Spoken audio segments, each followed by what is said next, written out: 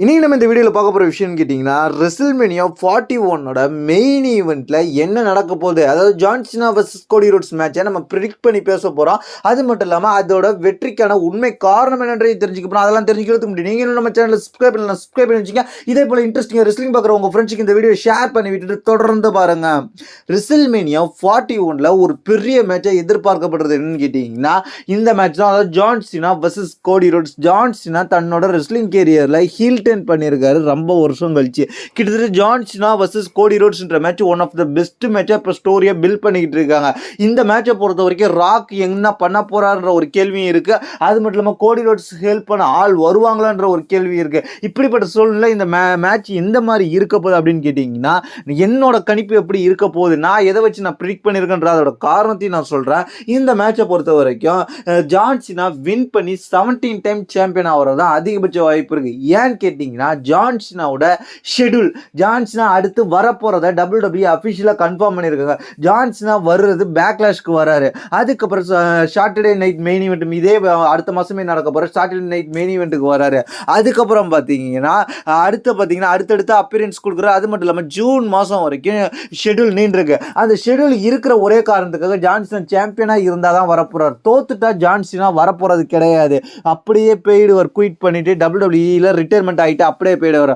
ஆனால் John Cena retirement ஆக போகிறதுல ஜான் சீனாவோட ஷெட்யூல் அதிகப்படுத்தியிருக்காரு. ஜான் சீனா கண்டிப்பாக 17 டைம் சாம்பியன் ஆகிறதுக்கு வாய்ப்பு இருக்குன்றது இப்போதைக்கு ஒரு ரூமர் வந்திருக்கு. இது மட்டும் இல்லாமல் ஷெட்யூலை வச்சு நானும் அதை தான் சொல்கிறேன்.